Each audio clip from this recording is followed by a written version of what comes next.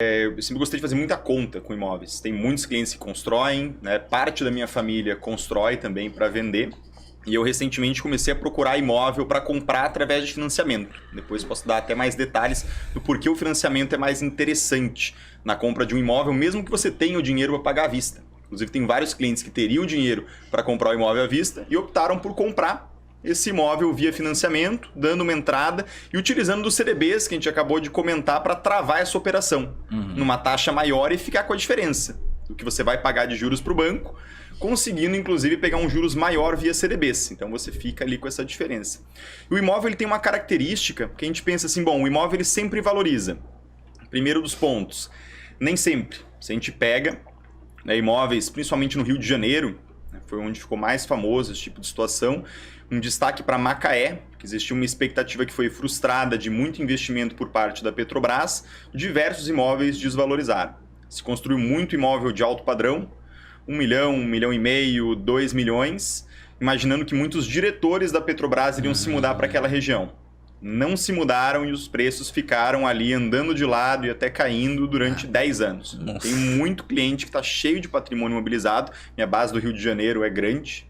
Hoje as minhas maiores bases é em Minas Gerais e Rio de Janeiro. E falou assim, Rafa, foi o pior negócio da minha vida. Porque simplesmente não andou. Mas é porque teve uma grande expectativa em cima de uma situação do governo, né? Exato, não só do governo, mas né, a gente Sim. poderia pensar isso para iniciativa privada também. Né? Você constrói casas de baixo padrão e aí você sabe que baixo padrão fica feio, né? Mas você constrói casa ali de 200, 150, 300 mil. Padrão ali, ok, Minha Casa Minha Vida ou Casa Verde e Amarela, como está sendo chamado o projeto atualmente. Você resolve fazer uma construção de 10 unidades porque você sabe que vai vir uma fábrica da Ambev para lá. Perfeito. E que muitas pessoas vão precisar se mudar perto daquela fábrica, é um preço acessível, existem políticas governamentais que facilitam esse tipo de aquisição. Se tudo der errado, você ainda pode alugar esse imóvel. E o que acontece é que, na verdade, a Ambev decide que ela não vai expandir a operação dela nesse momento. Eles vão segurar mais alguns anos, talvez vejam até algumas outras regiões. Ou, por exemplo, a gente teve agora uma fábrica da Havan, não lembro a localidade exata, agora acho que foi pelo Nordeste, posso estar enganado, que pegou fogo. E pelo que eu entendi da notícia, naturalmente isso pode mudar, eles vão reavaliar, mas a intenção não é construir outra fábrica da Havan. Então pense se você tem imóveis por aquela região focada em alugar o público que trabalha ali. Ou se você tem qualquer outro tipo de imóvel, um shopping, um supermercado grande, isso vale para farmácia, padaria em menor escala, isso tende a valorizar o imóvel. No dia seguinte que pegou fogo ali, se você tivesse ali uma marcação como a gente tem no mercado, Marcação no mercado. o preço exato do que aquilo vale, você teria visto uma desvalorização do seu imóvel. Então, a gente, enquanto brasileiro, a gente se ilude muito com essa questão de que imóvel ele só valoriza. É o que acontece na grande maioria dos casos. E no longo prazo, né? No longo prazo, e tem algumas outras características, como nossa renda fixa, a gente comentou no início, ela tem um prêmio muito alto. Se o seu imóvel ele valoriza, mas valoriza menos do que a inflação, você perdeu dinheiro. Se ele até valoriza a mesma quantidade que a inflação, mas a Selic se manteve com um tamanho muito maior do que a inflação nos últimos 5, nos últimos 10 anos, você perdeu dinheiro também. Inclusive, quando eu tomei essa decisão de comprar um imóvel, eu comecei a montar diversas planilhas para fazer conta de em quais cenários eu sairia perdendo nesse tipo de situação. Virou um objeto de estudo e foram várias horas. Inclusive, minha namorada chegou a olhar mais de 400 imóveis, um absurdo, ela gosta mais de ver essas coisas. Ela me mandou ali em torno de uns 50 e a gente foi visitar uns 4. Foi feita proposta, ali um delas está praticamente encaminhado. E nessa situação, eu percebi que, independente do quanto o negócio fosse bem ajustado, se o imóvel não valorizasse pelo menos a inflação, eu sairia perdendo dinheiro. Esse era um dos pontos. Um outro ponto ali que a gente pode considerar.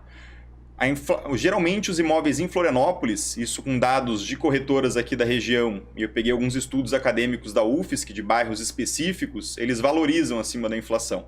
Em torno de mais ou menos 1,5% em média, nos estudos que eu peguei junto com a informação da corretora. 1,5 acima da inflação. Exatamente. Pô. 1,5 acima da inflação. Então seria um IPCA mais 1,5 ali o prêmio. Sendo que a título de comparação a gente tem né, CDBs pagando IPCA mais 7, IPCA mais 6. Então ainda é uma valorização maior, mas nessa conta a gente também não está considerando o aluguel, que poderia dar mais ali uns 6% ao ano, poderia dar mais um 4,5% ao ano.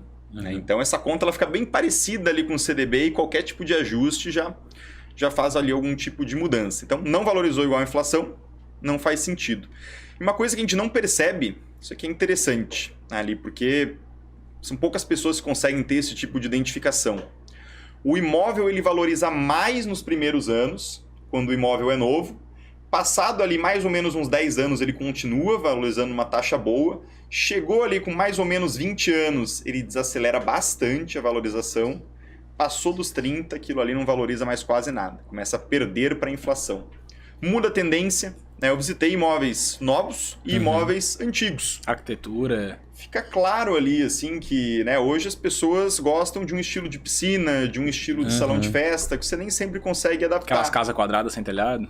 Exato. Não só a parte estética, mas de detalhes de usabilidade, realmente.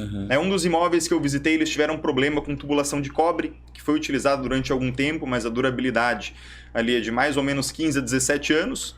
Passou disso, começa a oxidar o material e dar infiltração em tudo.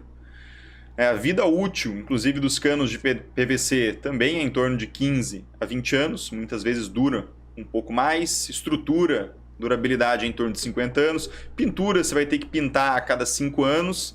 São coisas que as pessoas não colocam na conta. Se você tem um imóvel via pessoa física e você já tem um salário relativamente ok, você vai pagar ali 27,5% de imposto em cima do aluguel. Se não estiver sonegando, que aí é fora da lei, a gente não entra nesse aspecto.